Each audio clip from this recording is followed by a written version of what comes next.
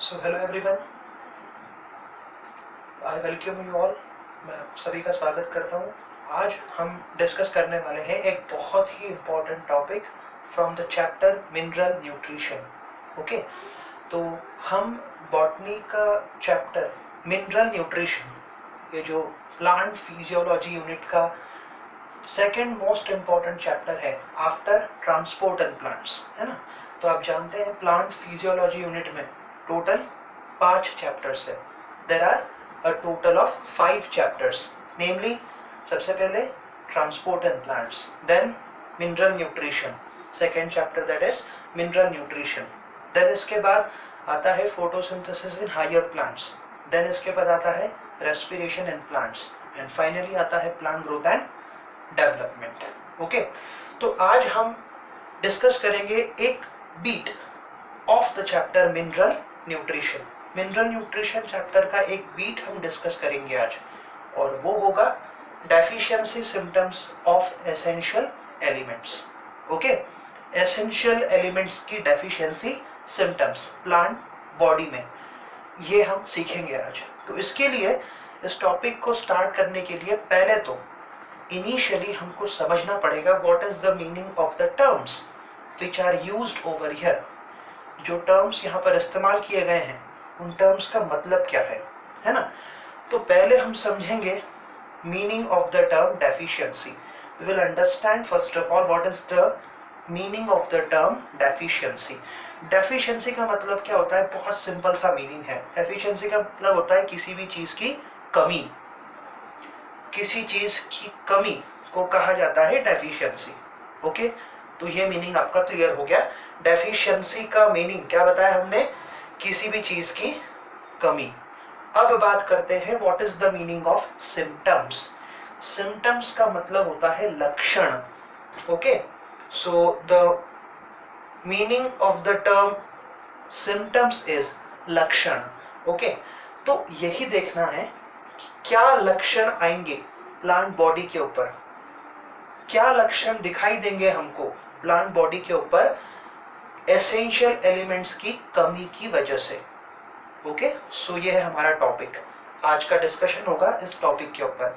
और आपको बता दूं मैं, ये जो टॉपिक है इस चैप्टर का, ये टॉपिक आपको मिल जाएगा एनसीईआरटी टेक्स्ट बुक में, 11th क्लास की NCERT text book 198 page number के ऊपर। रेफरेंस के लिए आप उसको देख सकते हैं। मैं आपको एडवाइस करूंगा अभी आप इस क्लास के लिए नोटबुक और पेन अपने साथ में रखें, ताकि इंपॉर्टेंट टर्म्स को आप नोट कर सकते हैं।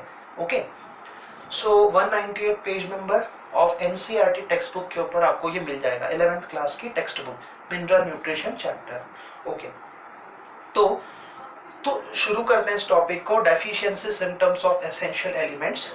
तो ये जो टॉपिक है इसमें आपको मैं 2 इंपॉर्टेंट पॉइंट्स बताऊंगा। पहले तो first of all we will see 2 important points about this particular topic. सबसे पहले हम बात करेंगे डेफिशिएंसी ऑफ एन एलिमेंट। किसी भी एलिमेंट की डेफिशिएंसी, किसी भी एसेंशियल एलिमेंट की डेफिशिएंसी ले आ सकती है प्लांट बॉडी के ऊपर कई सारे सिम्टम्स। ओके, सो क्या बोला मैंने, deficiency of an essential element. Okay, deficiency of an essential element may cause multiple symptoms on the plant body. तो इसका मतलब तो क्या हुआ, एक एसेंशियल एलिमेंट की डेफिशिएंसी हो जाए तो कई सारे सिम्टम्स प्लांट बॉडी के ऊपर दिखाई दे सकते हैं।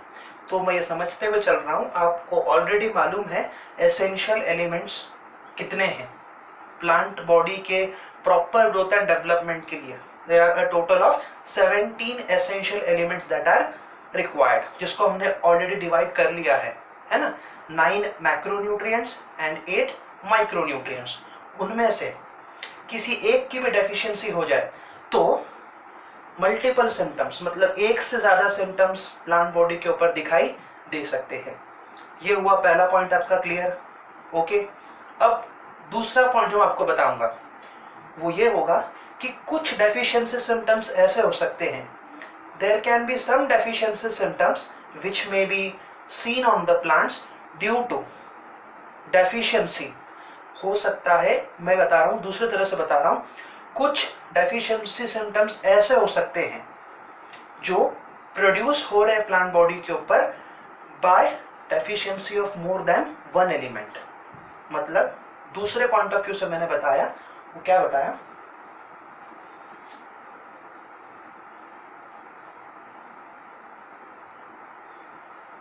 क्या बोला मैंने, समटाइम्स, कभी कभी क्या हो सकता है, डेफिशिएंसी सिम्टम्स प्रोड्यूस हो सकते हैं प्लांट बॉडी के ऊपर due to deficiency of more than one element. So in that case, उस केस में क्या बोला, deficiency symptoms can be produced on plant body due to deficiency of more than one element. Okay, तो ऐसा भी तो हो सकता है कि प्लांट बॉडी के ऊपर डेफिशिएंसी सिम्टम्स दिखाई दे सकते हैं due to deficiency of more than one essential element, है ना. किसी एक से ज्यादा एसेंशियल एलिमेंट की डेफिशिएंसी की वजह से डेफिशिएंसी सिम्टम्स दिखाई दे सकते हैं प्लांट बॉडी के ऊपर, बिल्कुल दिखाई दे सकते हैं. सो इन दैट केस, उस केस में to identify the particular type of deficient element we will have to study all the symptoms.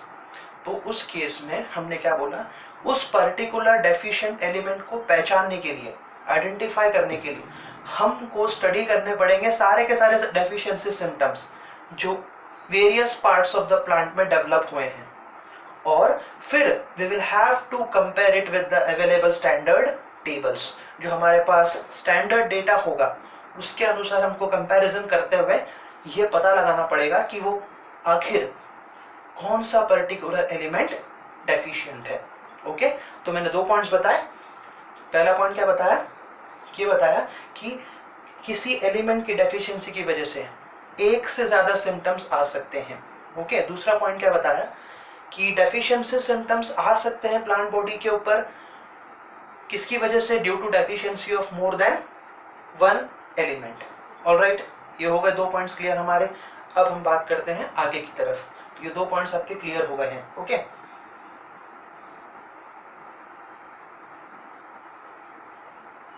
So moving on, अब बताऊंगा मैं आपको कुछ बेसिक बातें. Let us move on to some basics. अब कुछ बेसिक्स की तरफ जाते हैं और मैं आपको बताता हूं एक बेसिक बात. देखिए, बात हो रही है मिनरल एलिमेंट्स की. ओके, सो प्लांट्स जो है मिनरल एलिमेंट्स ऑब्टेन करते हैं कहां से, सॉइल से. So plants obtain the mineral elements from the soil ताकि उनका नॉर्मल ग्रोथ, डेवलपमेंट, मेटाबॉलिज्म ये अच्छे से उनका कंटिन्यू हो सके, है ना. So plants obtain the mineral elements from the soil for their growth, development and metabolism. Clear है.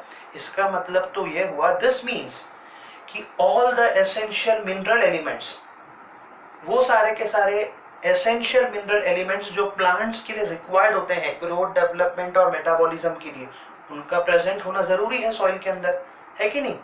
इसका मतलब है वो सारे के सारे essential elements they should be present, they should be available in the soil, है कि नहीं. तो अगर सपोज करिए सॉइल के अंदर कोई particular essential mineral element limited होने लग गया, तो मतलब अगर वो लिमिटेड अमाउंट में अवेलेबल होने लग गया सॉइल के अंदर, तो हम समझ सकते हैं समस्या किसको होगी, प्लांट को होगी. तो हम बोल सकते हैं प्लांट की growth retarded, plants growth will be retarded. So इसीलिए हमने बोला कि सॉइल में उन मिनरल एलिमेंट्स का अवेलेबल होना जरूरी है. उनकी लिमिटेशन कभी कभी दिखाई दे सकती है सॉइल के अंदर. So this can also cause a problem to the plant body because the source of the mineral elements is soil, and if in the soil their quantity gets limited, then it will affect on the growth of plants. तो इसका affect होगा plants के ऊपर. Already clear हो गया, simple. Okay, तो ये सब बेसिक पॉइंट्स थे. अब मैं आपको बताऊंगा एक important concept, critical concentration of an essential element. Okay,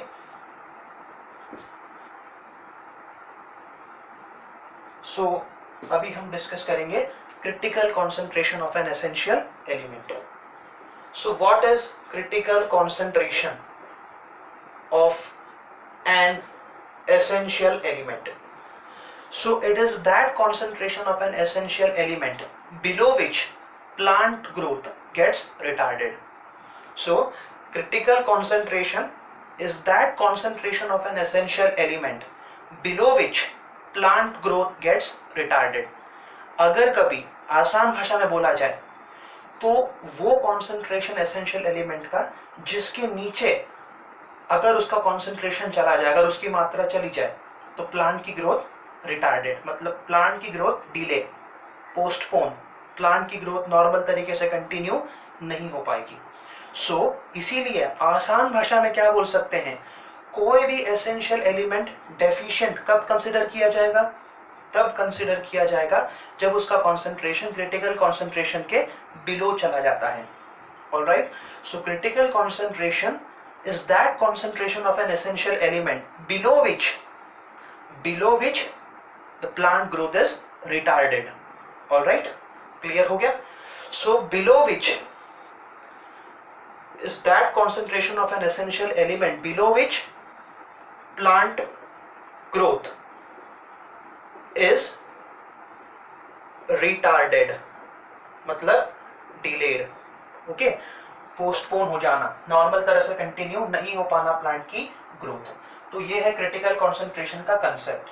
okay, so when an essential element can get deficient, it can get deficient when it's concentration is below the critical concentration. Clear हो गया. ठीक है, फिर अब हम समझते हैं कि डेफिशिएंसी सिम्टम्स का एक्चुअल मीनिंग क्या है. बहुत सिंपल है.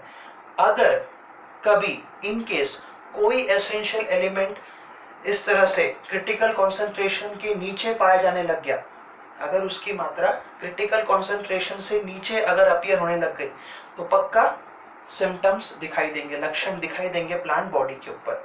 उन लक्षणों को ही कहेंगे हम डेफिशिएंसी सिम्टम्स. ओके, सो अब टेक्निकली बताता हूं आपको डेफिनेशन. क्या डेफिनेशन हो सकता है डेफिशिएंसी सिम्टम्स का.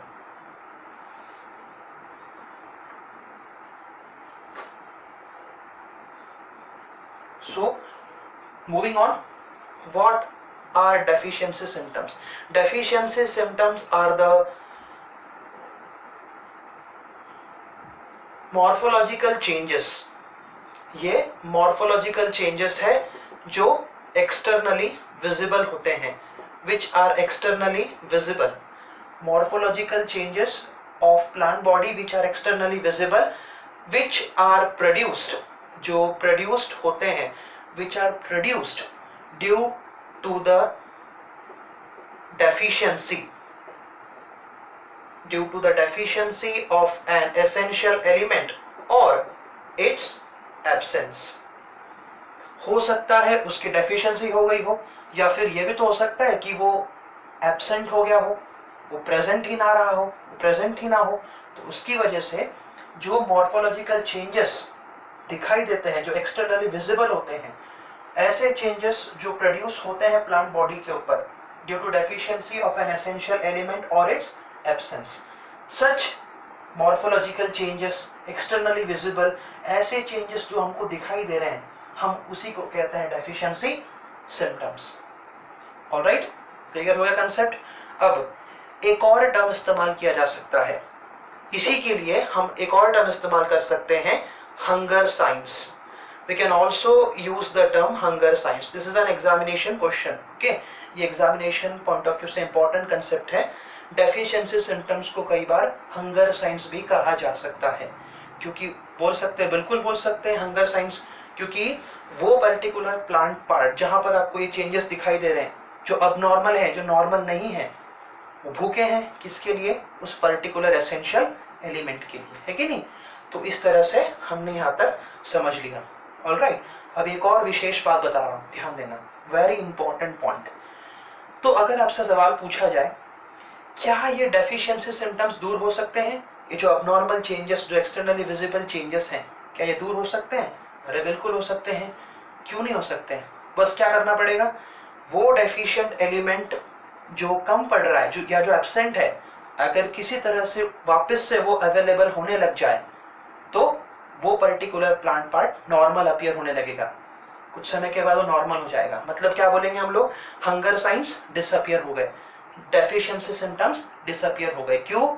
क्योंकि वो नॉर्मली वापस से अवेलेबल होने लग गया है कि नहीं। तो इस तरह से ये कंसेप्ट हमने आपको बताया। हंगर साइंस या डेफिशिएंसी सिम्टम्स दूर हो सकते हैं, बस व्हाट इज द नीड?